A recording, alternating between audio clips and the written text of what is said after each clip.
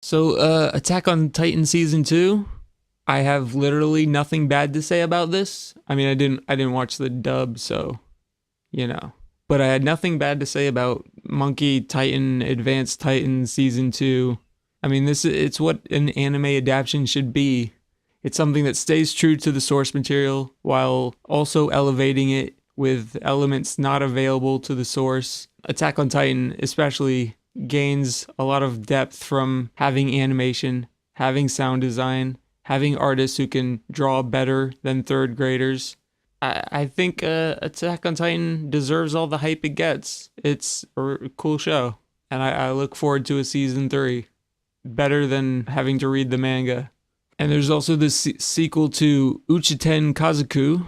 Likewise, it's just another gorgeous season of a gorgeous anime with its adorable character designs and all its attention to detail, where you can like even imagine the crowd seeing extras as being main characters in their own series. My biggest gripe with this series, and this probably goes for season 1 as well, is just that it's really easy to not continue watching it because of how drifting and non-committal the plot is. But even that is like part of what makes it great. I mean, it's just this, it's part of the comfy color palette and the comfy sound design meshed into this breezy, comfy, sometimes dramatic plot, but mostly unimportant. It's like a big, warm, comfy blanket that you'd only really be good with spending long periods of time under if it was cold. So you definitely need to be in a certain mood for Uchiten Kazoku.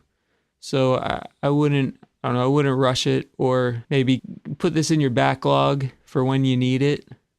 Kabuki Boo. So when I talked about this in the synopsis, I sort of related it to Rakugo Shinju because it's made by the same studio, Studio Dean, and it's got a similar story conceit where Rakugo Shinju was about the traditional Japanese art of Rakugo storytelling. And this is about high school kids trying to make a kabuki club. And thematically, it does very much pick up where Rakugo Shinju left off. Now, in Rakugo, it was just historical enough to give off the tone of it being a historical show, but it was not historical in the context of Rakugo.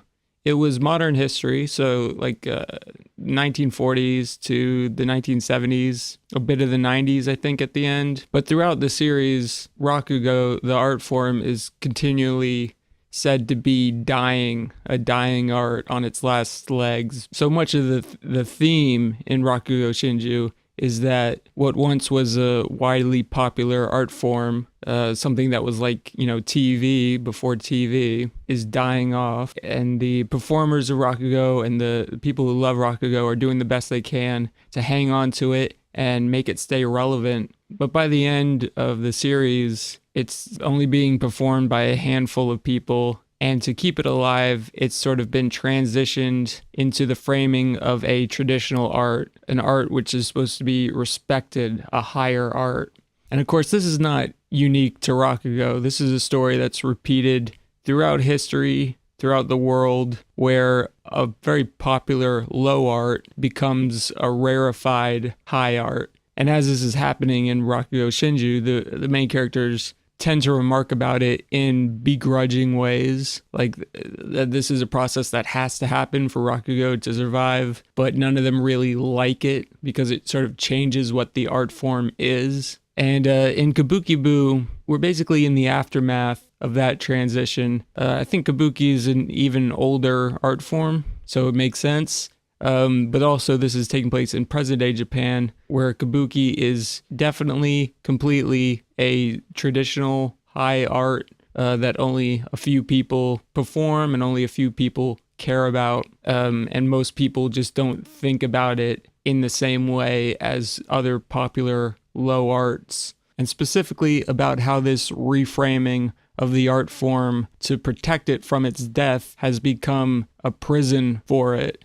We come at this from the vantage point of a main character who just wants to do kabuki for fun, for his love of it, but in trying to form a kabuki group at his school is repeatedly blockaded and shut down on every side. Like the teacher who thinks because it's a traditional art, that it's just too difficult for high schoolers to be trying to perform, and a peer who just happens to be a lifelong kabuki performer can't see kabuki as something that amateurs should be doing or be allowed to be doing, and he's lost any concept of it being something that you do for fun. And the theme is further extended for all sorts of different kinds of traditions becoming prisons to enjoying your life. So especially in relation to gender traditions and gender roles, such as in the character of the drama club senpai that all the Kohai girls love for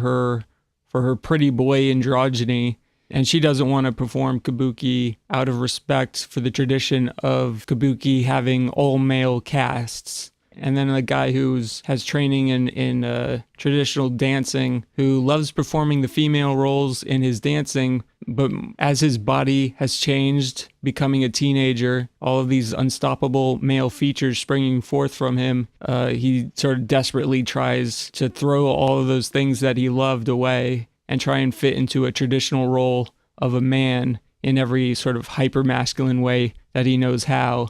Naturally, throughout the story, all of these personal and cultural barriers are broken down to show that you can live true to yourself, and that's a better way to live. And as far as the art form, it is a better way to respect the art form, to let it evolve and change and be made interesting again by people who enjoy doing it.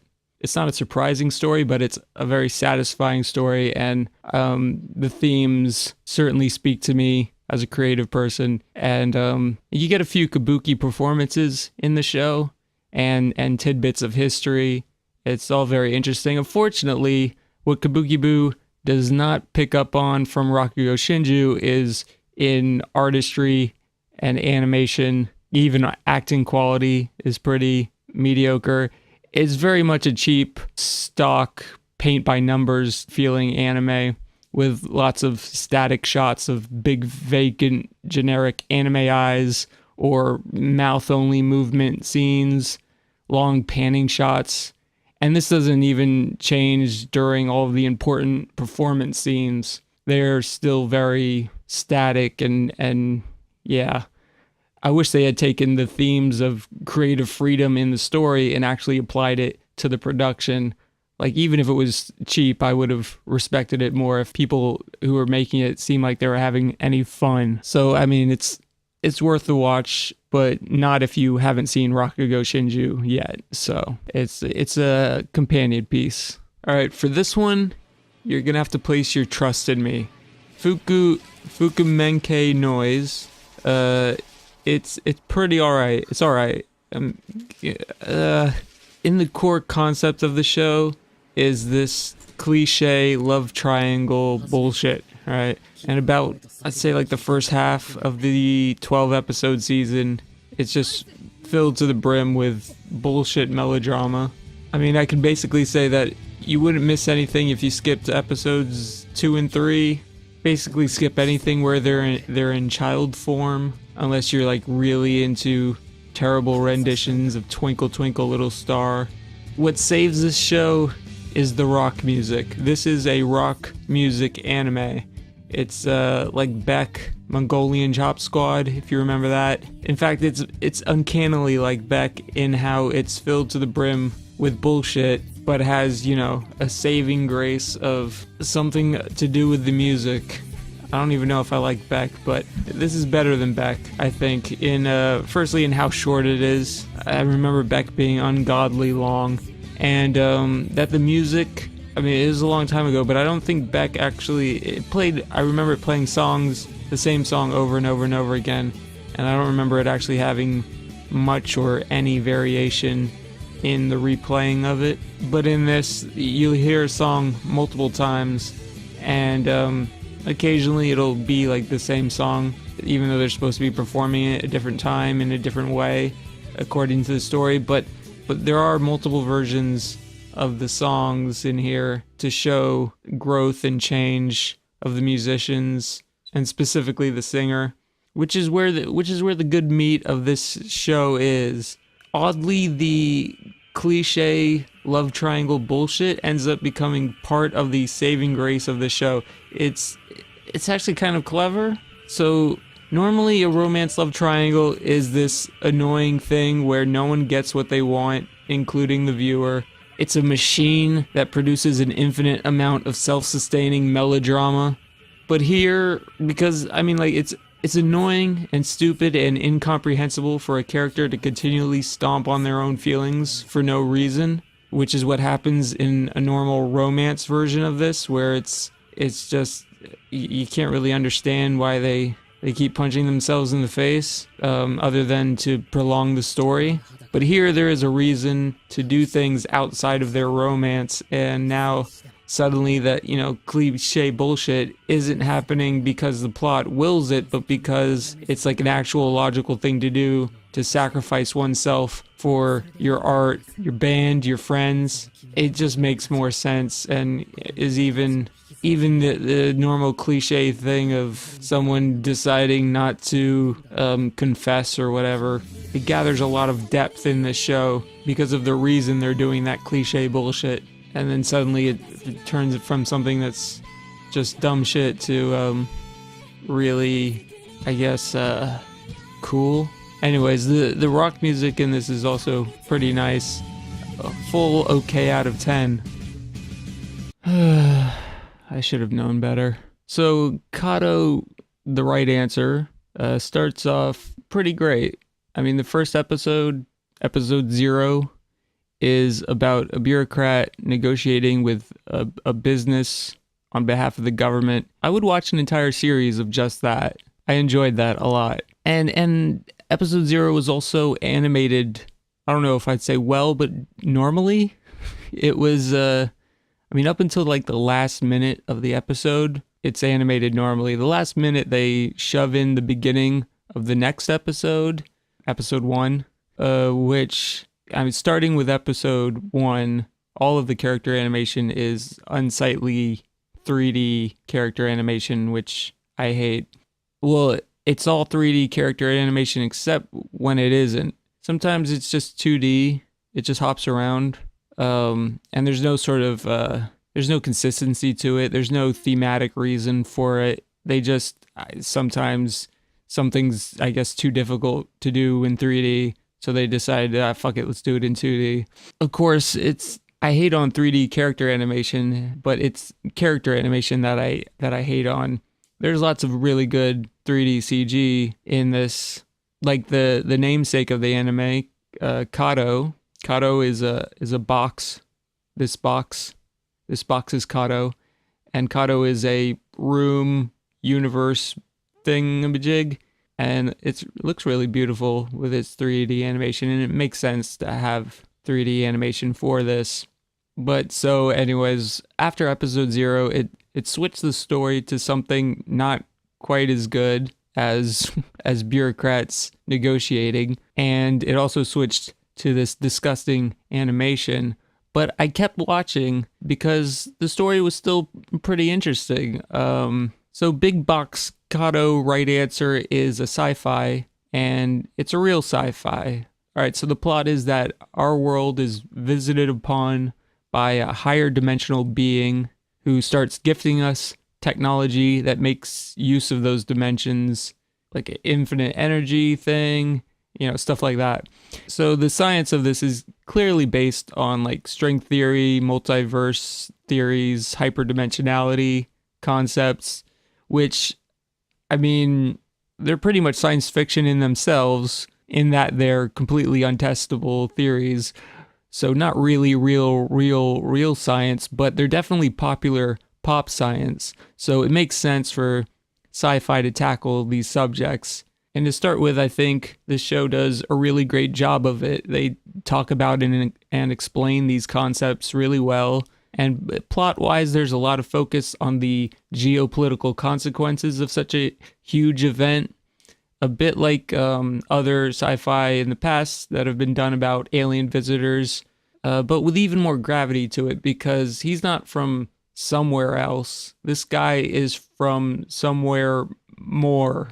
But like those alien sci-fis from the past, there is this unpreventable undercurrent of suspense embedded in the concept where I, as a viewer, have to consider why this higher dimensional being would visit a lower dimension and start giving gifts. I mean, they don't play too much on it. Like they don't wrench it. Most of the suspense is just the historical knowledge of what humans have done when one of them is viewed as a god bearing gifts.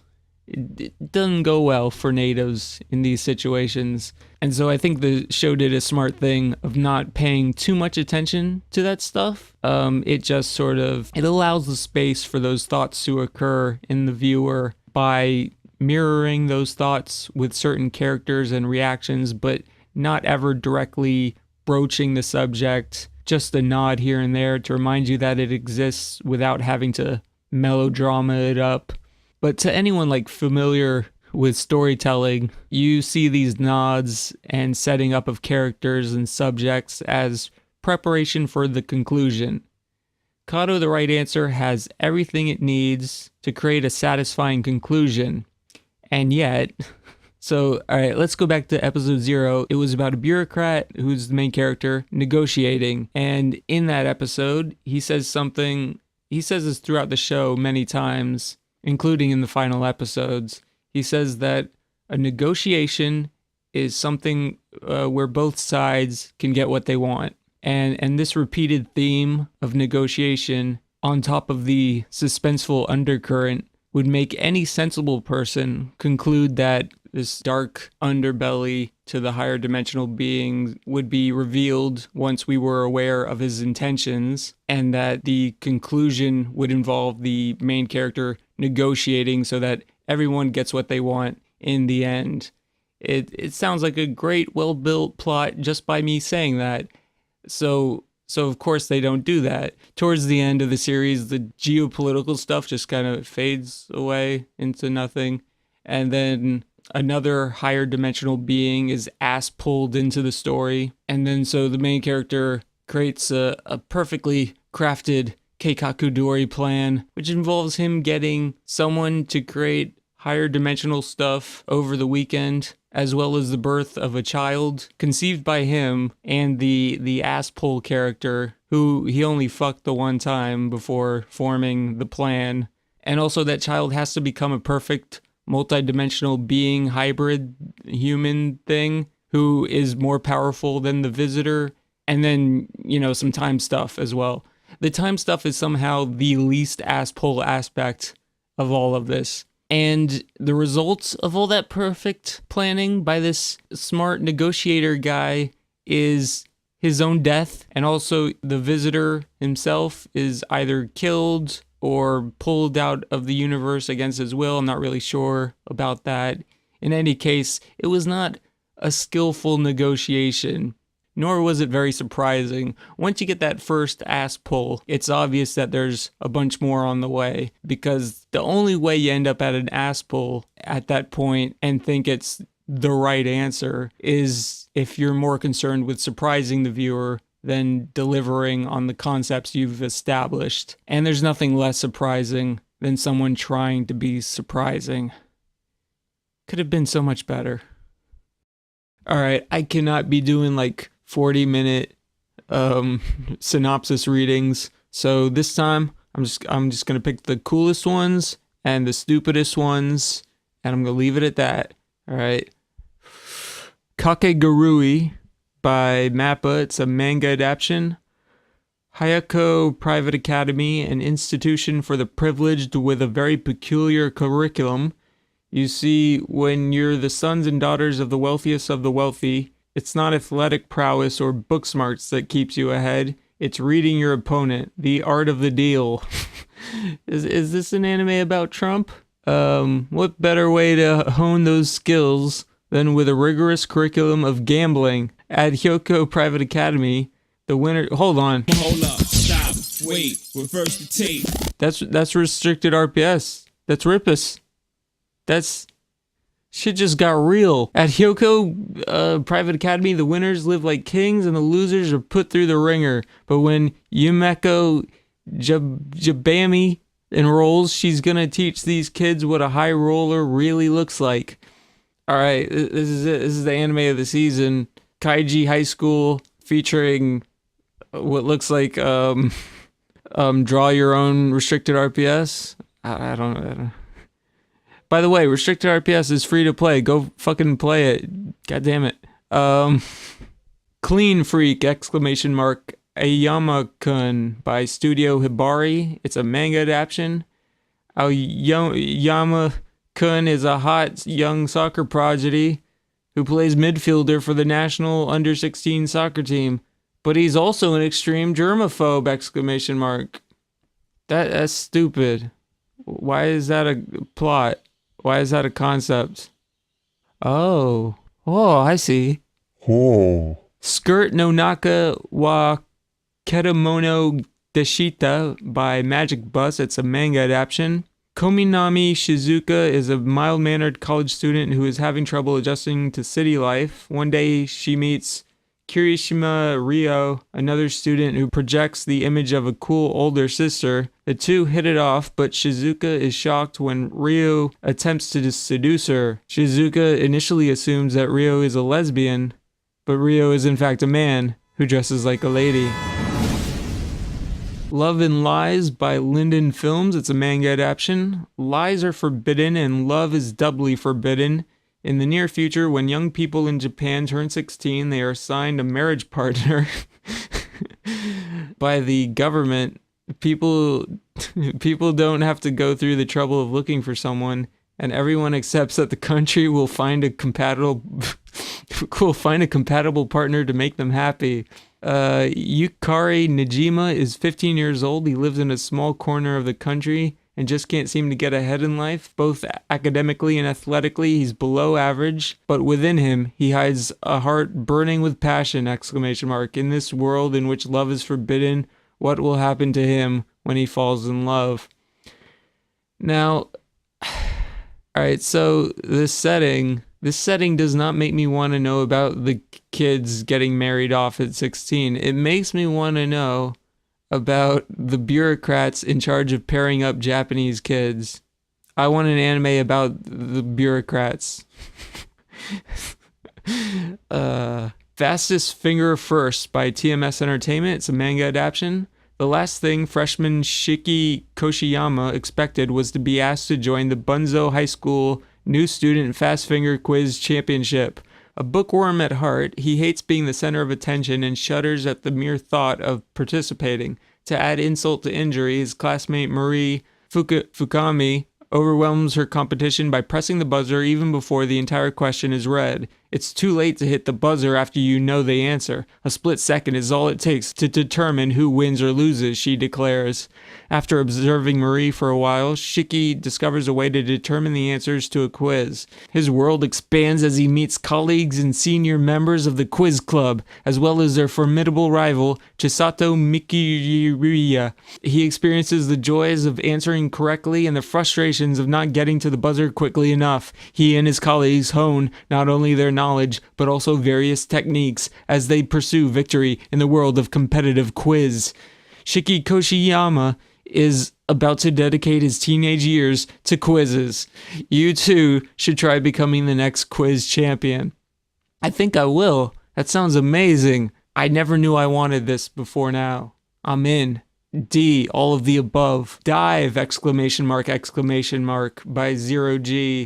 a light novel adaptation. Take that, free! The series revolves around the Mizuki Diving Club, which is on the verge of closing down after having financial troubles. The club's new coach persuades the club's parent company to stay open on one condition, that the club sends one of its members to next year's Olympics as part of Japan's Olympic team. I wonder why they're making an anime about divers. diving into pools. I mean, what could have possibly be the reason to do such a thing? Oh. Vatican Miracle Examiner by J.C. Staff. It's a novel adaptation. In the heart of Vatican City, there is a secret organization dedicated to investigating reports of miracles. Robert Nicholas? I don't know how to pronounce these crazy Japanese names. An archivist and cryptanalysis expert, and Joseph Ko Hiraga, a genius scientist, are members of the Assembly of Saints. As miracle investigators, they travel the world validating particular phenomena, only to uncover events tainted with conspiracy and deceit. With orders to find out the truth behind God's works, Joseph and the fiercely protective Robert venture out into the unknown. This is a very Western thing. Maybe it's trying to be like one of those airport novel Rome conspiracy things. Welcome to the Ballroom by Production IG. It's a manga adaptation. Feckless high school student Tatara Fujita wants to be good at something, anything. Unfortunately, he's about as average as a slouchy teen can be. The local bullies know this and make it a habit to hit him up for cash, but all that changes when the debonair Kaname Sengoku sends them packing. Sengoku's not the neighborhood watch though, he's a professional ballroom dancer, and once Tatara Fujita gets pulled into the world of ballroom, his life will never be the same.